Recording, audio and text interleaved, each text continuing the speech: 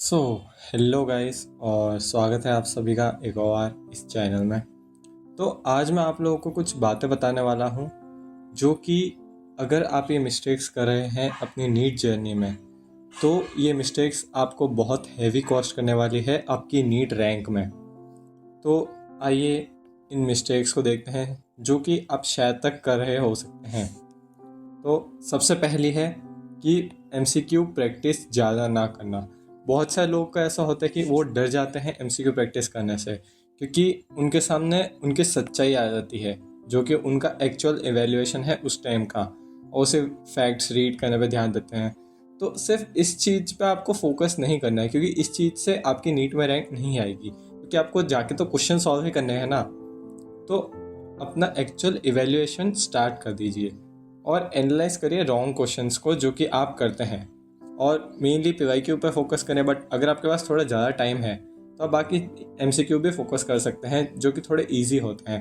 But mainly last के 2 months में तो आपको PYQ ही प्रैक्टिस करनी चाहिए। अब नीट 2025 का देखें तो उसमें बहुत हार्ड क्वेश्चन भी आए थे, तो इसलिए आपको स्टार्टिंग में थोड़ी ऐसे बेसिक LN की प्रैक्टिस तो करनी है जो LN के मॉड्यूल में क्वेश्चन होते हैं, स्पेशली फिजिक्स में तो करना ही है।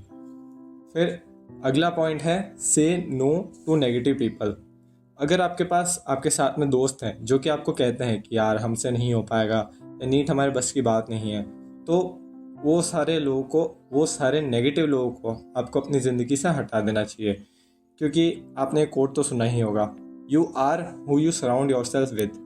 तो आपको अपने जो सराउंडिंग्स है उन पे ज़्यादा ध्यान देना है, और जैसे कि आपके टॉक्सिक लोग जो भी है तो उनको आपको हटा देना है, और ऐसे ही फ्रेंड्स लगे जो आपको पुश करें कि हाँ हम ये कर सकते हैं, या फिर आप कभी स्लैक कर रहे हो कि आज पढ़ाई नहीं करनी है तो आपको मोटिवेट करें कि नहीं आज करते हैं पढ़ाई। फिर हेल्थ, आपको अभी भी हेल्थ पे बहुत ध्यान देना है क्योंकि आपके पास टाइम नहीं है वेस्ट करने के लिए डिजीज़ के ट्रीटमेंट के लिए। तो अगर आपकी हेल्थ अच्छी रहेगी तो आपको पढ़ाई के लिए भी ज़्यादा टाइम मिलेगा, और स्पेशली लास्ट के 2 महीने एग्ज़ाम के आपको कुछ भी बाहर का नहीं खाना है, सिर्फ हेल्दी चीज़ें खानी है आपको, क्योंकि लास्ट के 2 महीने में तो आपके पास बिल्कुल भी टाइम नहीं है इन सब चीज़ों के लिए कि आप अपनी हेल्थ ख़राब कर सकें। फिर अगला पॉइंट है स्लीप। अब स्लीप जो है वो मोस्ट इम्पॉर्टेंट चीज़ है, बिल्कुल नॉन नेगोशिएबल।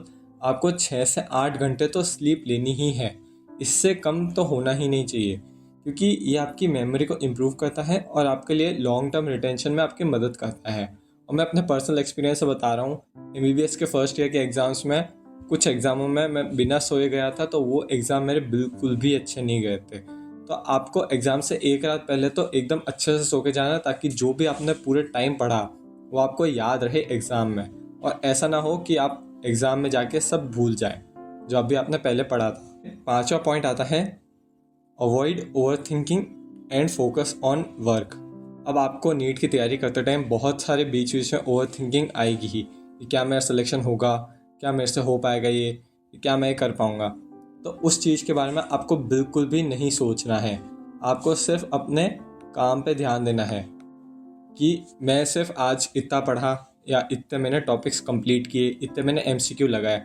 आपको सिर्फ उन पे फोकस करना है, क्योंकि आपने सुना ही होगा, भगवद गीता में भी लिखा ही है कि तुमको सिर्फ काम करना है और रिजल्ट्स पे फोकस नहीं करना है। तो मेरी नहीं तो कम से कम भगवान की ही सुन लो। तो और डरो मत, आप फेथ रखो, आपको हो जाएगा सिलेक्शन अगर आप प्रॉपरली पढ़ाई करें और इन चीज़ों को अवॉइड करें, मतलब इन मिस्टेक्स को अवॉइड करें, वरना आपको बहुत ज़्यादा नुकसान होने के चांसेस है। और फाइनली बस यही कि ओवरथिंक बिल्कुल ना करें, सिर्फ अपने काम पे फोकस करें, और जब भी आपके ऐसे ओवरथिंकिंग मन में हो तो आपको बस खुद से यही कहना है कि नहीं, मेरे को अभी सिर्फ काम पे ध्यान देना है और रिजल्ट अपने आप आ जाएगा। ट्रस्ट मी, नीट के लास्ट के 2 हफ्ते में मेरी भी बहुत ओवरथिंकिंग होती थी, बट मैंने अपने आप को सिर्फ यही कहा था कि सिर्फ वर्क पे फोकस करो और रिजल्ट अपने आप अच्छा आ जाएगा। तो thank you for watching guys, और अगर आपको ये वीडियो अच्छा लगा हो तो प्लीज़ इसे लाइक कर देना और चैनल को सब्सक्राइब कर देना।